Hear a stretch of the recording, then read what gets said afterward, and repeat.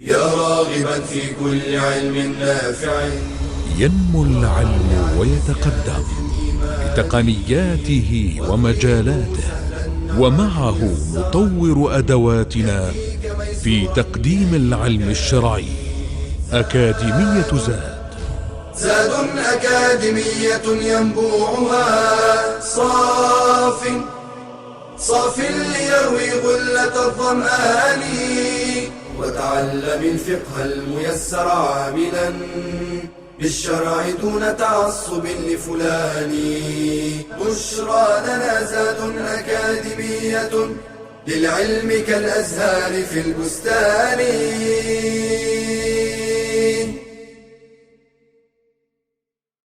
بسم الله الرحمن الرحيم. الحمد لله رب العالمين، وصلى الله وسلم وبارك على عبده ورسوله نبينا محمد وعلى آله وصحبه أجمعين.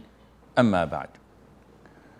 Last class we spoke about the reasons, the excuses that permit a person to break his fast: traveling and being sick. The third reason is for a woman who's pregnant or breastfeeding, suckling. So a woman who's pregnant or breastfeeding, either that fasting would not at all negatively impact her pregnancy and she doesn't fear anything for her child that she is suckling. In this case, it is not permissible for her to break her fast. There are women, when they're pregnant, they fast and they have no problem. Business as usual, alhamdulillah. And there are women who are, when they're suckling their children, the milk is there and they're not negatively affected by it, then it is not permissible for them to break their fast.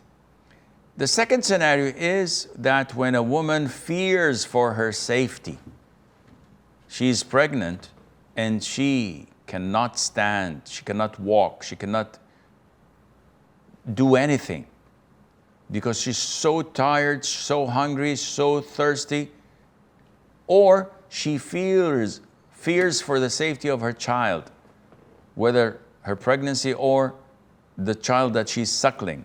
There's no milk. She's unable to feed the child. If this is the case, then alhamdulillah, it is permissible for her to break and skip the fasting. There is a hadith where the Prophet said, alayhi salatu salam, Allah has waived for the traveler half of the prayer and fasting, and for the pregnant or breastfeeding woman, fasting. So this is the concession from Allah Azza wa Jal. And some scholars said that if she fears for the safety of her child, then it is mandatory upon her to break her fast. Is she obliged to give an expiation for skipping those days? It's an issue of dispute. The most authentic opinion is that if a pregnant woman or a breastfeeding woman skips Ramadan for the reasons we've mentioned earlier, they do not have to give any expiation, simply make up for those missed days, and alhamdulillahi rabbil alameen. The fourth excuse that permits a person to skip Ramadan is for a woman to be in her menses or in her postnatal bleeding, or what is known as an-nifas.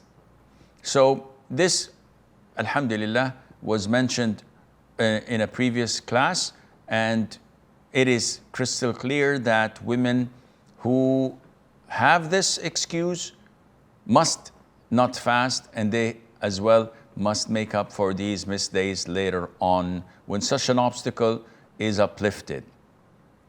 Now there are a number of related issues.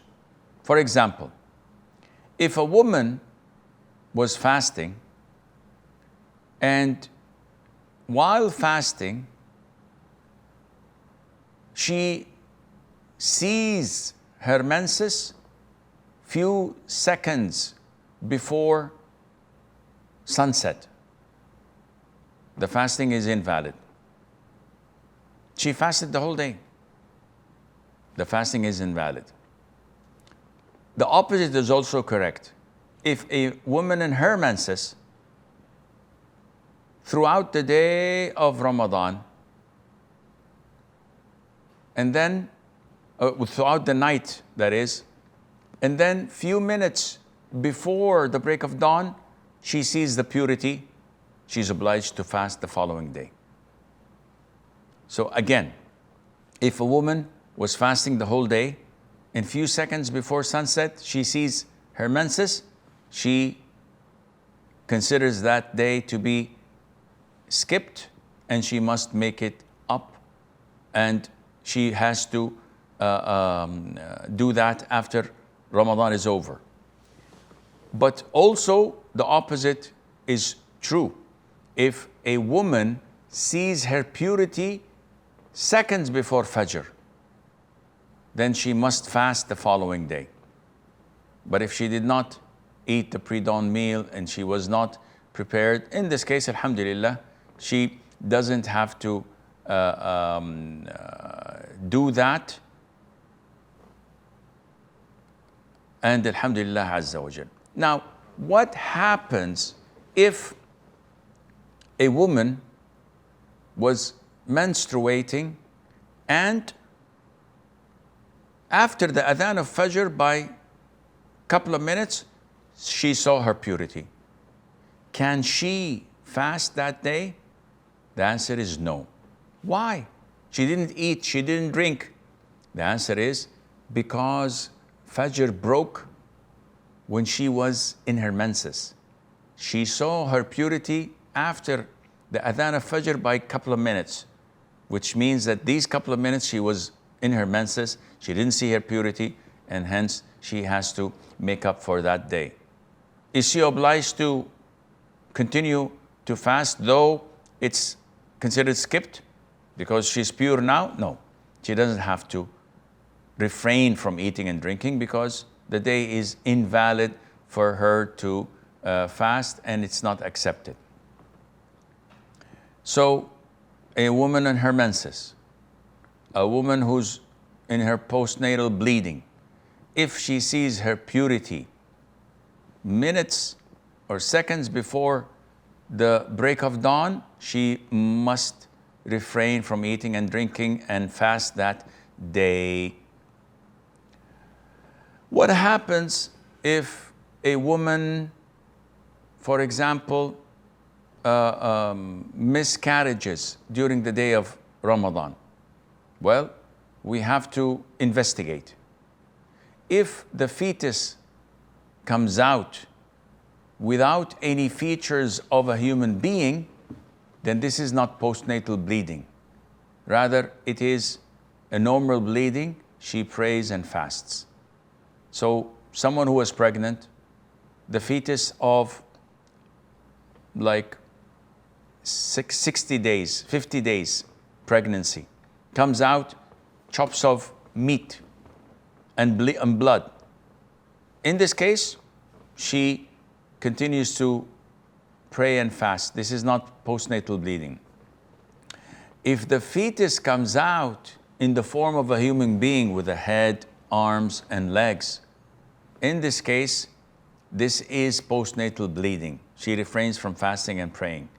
And usually this happens after the pregnancy is 80 days and above, sometimes 80 or 90 days, because we know for certain that if the fetus is 120 days, this is a human being, and the soul has been breathed into it. If it is less than 80 days, we know that this is not in the form of a human being, and any bleeding that associates this would be considered normal bleeding. It's not postnatal bleeding. She should not refrain from praying and fasting.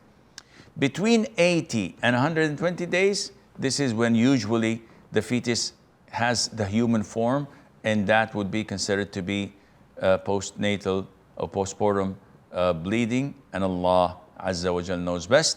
وصلى الله وسلم وبارك على عبده ورسوله نبينا محمد. يا راغبا في كل علم نافع. ينمو العلم ويتقدم بتقنياته ومجالاته، ومعه نطور أدواتنا في تقديم العلم الشرعي. أكاديمية زاد أكاديمية ينبوعها صاف ليروي غلة الظمآن. وتعلم الفقه الميسر عاملا بالشرع دون تعصب لفلان. بشرى لنا زاد أكاديمية للعلم كالأزهار في البستان.